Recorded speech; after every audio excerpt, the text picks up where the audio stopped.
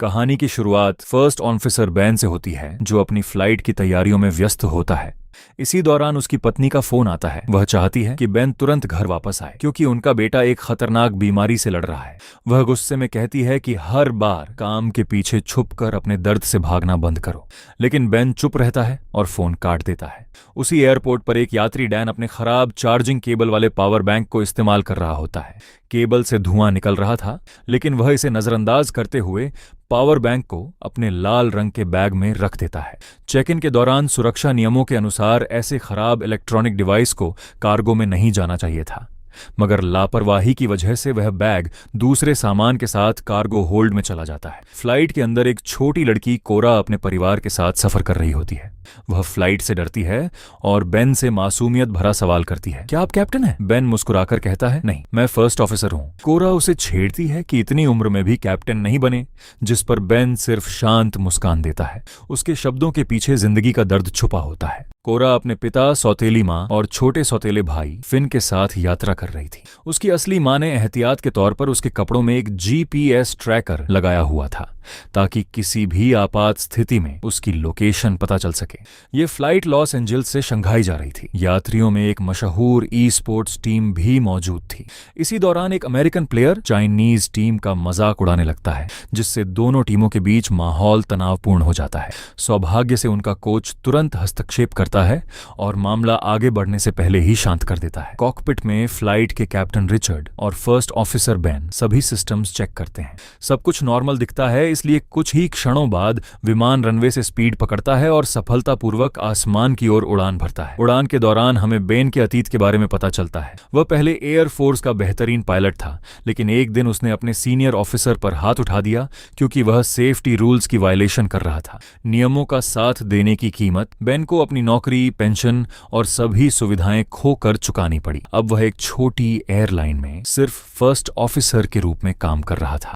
Sports team की खिलाड़ी lily अपने कप्तान सैम से पूछती है कि वह उसका पत्र पढ़ने से क्यों हिचक रहा है। सैम हल्की सी मुस्कान के साथ कहता है कि वह डर नहीं रहा, बस चाइना पहुंचकर आराम से पढ़ लेगा। लेकिन हकीकत यह है कि वह वही पत्र पहले ही कई बार पढ़ चुका होता है और उसे अपने फोन कवर के अंदर छुपा कर रखा हुआ है। कोरा का पिता उसे समझाता है कि अपने छोटे भाई फिन के साथ अच्छा व्यवहार करे, लेकिन कोरा अपनी सौतेली माँ से नफरत की वजह से किसी की भी नहीं सुनती। बाद में पिता वॉशरूम चला जाता है और उसकी सौतेली माँ भी उसके पीछे चली जाती है। इसी दौरान कार्गो में मौजूद खराब पावर बैंक अचानक चिंगारियां छोड़ता है। कुछ ही पलों में वहां आग भड़क उठती है, लेकिन किसी को अभी तक इसका अंदाजा नहीं होता। फिन अपने माता पिता को न देखकर परेशान हो जाता है और कोरा से पूछता है कि वे कहाँ हैं। कोरा मजाक में कहती है कि शायद वे वॉशरूम के पास है। फिन सच समझकर वहां चला जाता है, मगर गलती से दूसरे हिस्से में पहुंच जाता है जहां एक यात्री वीडियो गेम खेल रहा होता है। वह भी उसके साथ बैठकर खेलने लगता है, बेखबर कि बाहर खतरा बढ़ रहा है। अचानक कॉकपिट में खतरे की वार्निंग बज उठती है। कंप्यूटर बताता है कि कार्गो कंपार्टमेंट में धुआं और आग फैल चुकी है। बेन तुरंत फायर सप्रेशन सिस्टम ऑन करता है ताकि आग खुद ब खुद बुझ जाए,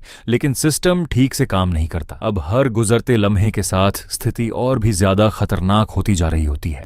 बेन तुरंत एयर ट्रैफिक कंट्रोल से संपर्क करता है और सबसे नजदीकी एयरपोर्ट के बारे में पूछता है। उन्हें पता चलता है कि ग्वाम इंटरनेशनल एयरपोर्ट लगभग 400 नॉटिकल माइल्स दूर है। दूसरी तरफ दो cabin crew members fire extinguisher लेकर कार्गो कंपार्टमेंट में घुसते हैं। वे आग बुझाने की कोशिश करते हैं, लेकिन आग बहुत तेजी से फैल रही होती है। कुछ ही क्षणों बाद जलता हुआ कार्गो कंटेनर अपने लॉक से निकलकर सरकता हुआ गैस सिलेंडर से टकरा जाता है, जिससे जोरदार धमाका होता है। पूरा प्लेन हिल उठता है और उसमें बड़ा छेद बन जाता है। सामान हवा में बिखर जाता है और कई यात्री घायल हो जाते हैं। धमाके के तुरंत बाद पूरे कैबिन में अफरा तफरी मच जाती है। हर तरफ चीख पुकार गूंजने लगती है और सभी ऑक्सीजन मास्क नीचे गिर जाते हैं। लिली तुरंत कोरा को अपनी बाहों में लेकर उसे सुरक्षित रखने की कोशिश करती है, जबकि कोरा के पिता और सौतेली माँ वॉशरूम में बेहोश होने की वजह से ऑक्सीजन मास्क तक भी नहीं पहुंच पाते। उधर कैप्टन रिचर्ड तुरंत विमान को सुरक्षित ऊंचाई पर ले आता है ताकि पैसेंजर्स आसानी से सांस ले सकें। कुछ देर बाद वह ऑक्सीजन मास्क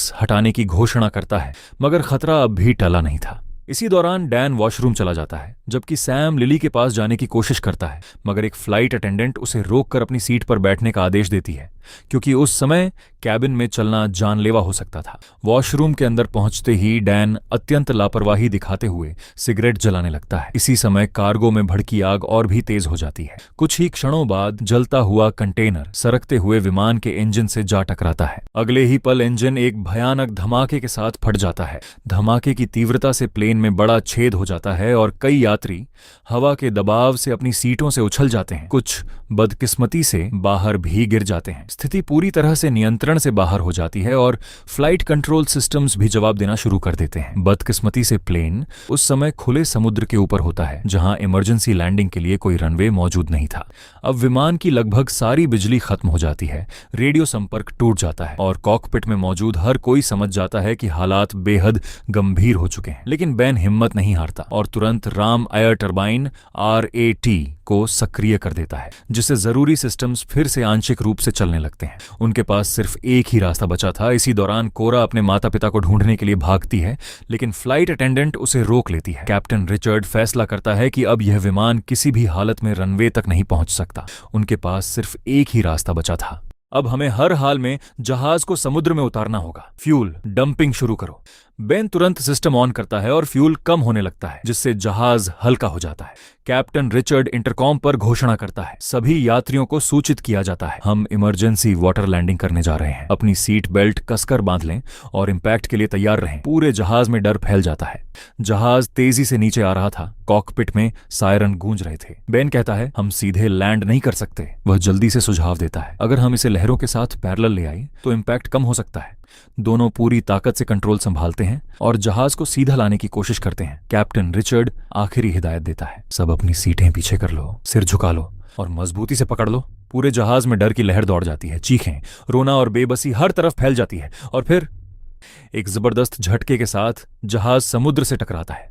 पानी आसमान की तरफ उछलता है और जहाज पानी पर फिसलता हुआ आगे बढ़ता है।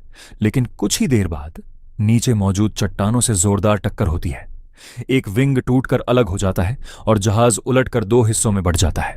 हर तरफ तबाही फैल जाती है। पानी में जहाज के टूटे हुए हिस्से, सीटें और सामान तैर रहे होते हैं। कई लोग उसी टक्कर में अपनी जान खो देते हैं। पिनी कोरा को मजबूती से पकड़े हुए है। कोरा टूटा हुआ जहाज देखकर डर जाती है। पिनी उसे वहीं रोककर कॉकपिट की तरफ बढ़ती है। कॉकपिट में बेन और पिनी मिलकर कैप्टन रिचर्ड को निकालने की कोशिश करते हैं। उसी समय कैप्टन को हल्की सी होश आती है। वह बेन से कहता है, क्रैश एक्स, सीट काट दो, मुझे निकालो। बेन समझ जाता है कि समय बहुत कम बचा है। दूसरी तरफ जहाज का बीच वाला हिस्सा बुरी तरह तबाह हो चुका था। सैम होश में आकर लिली को ढूंढता है। लिली, कहाँ हो? चारों तरफ घायल लोग और पानी होता है। जहाज का आखिरी हिस्सा उल्टा होकर पानी में तैर रहा था। फिन और जोए किसी तरह जिंदा बच गए थे और एक दूसरे की मदद कर रहे थे। लिली घायल हालत में पानी में तैरते हुए जहाज के टूटे हुए हिस्से तक पहुंचती है, लेकिन वह हिम्मत नहीं हारती। कॉकपिट में दबाव बढ़ता जा रहा है। शीशा किसी भी पल टूट सकता है। बेन समझ जाता है कि अब एक बेहद खतरनाक फैसला लेना होगा। बेन समझ जाता है कि अगर वह रिचर्ड की टांग काटेगा तो वह खून बहने से मर जाएगा। रिचर्ड शांत लहजे में कहता है, दरवाजा बंद करो और यहां से निकल जाओ। पानी सिर्फ कॉकपिट तक सीमित रहने दो। वह बैन को देखकर धीरे से कहता है, अब यह प्लेन तुम्हारा है, घर जाओ अपने बेटे के पास। बैन हिचकिचाते हुए बाहर निकलने लगता है। रिचर्ड उसे ELT चेक करने की याद दिलाता है। बैन जब बाहर देखता है तो वह शॉक में आ जाता है। जहाज का पिछला हिस्सा उलट चुका होता है। ज्यादातर लोग या तो मर चुके हैं या पानी में फंसे हुए हैं। हर तरफ तबाही, चीखें और डर। वॉशरूम में कुछ यात्री होश में आ जाते हैं। वे दरवाजा खोलते हैं तो तेज पानी अंदर घुस आता है। कॉकपिट में रिचर्ड अकेला अपनी फैमिली की तस्वीर देख रहा होता है। अचानक शीशा टूटता है और पानी उसे बहा ले जाता है। बाकी बचे हुए लोग समझ जाते हैं कि पानी ऊपर आ रहा है। ELT, इमरजेंसी लोकेटर ट्रांसमीटर, चलाना जरूरी है। बैन फैसला करता है कि वह खुद जाकर उसे ऑन करेगा। वह पिनी और कोरा को लाइफ राफ्ट में छोड़ देता है। कोरा अपने परिवार को ढूंढने के लिए जाने की जिद करती है। पिनी उसे रोकने की कोशिश करती है और खुद पानी में उतर जाती है। इसी समय पानी में एक शार्क दिखाई देती है। कोरा चीखती है, लेकिन पिनी तक उसकी आवाज नहीं पहुंचती। बैन राफ्ट से पिनी की तरफ बढ़ता है।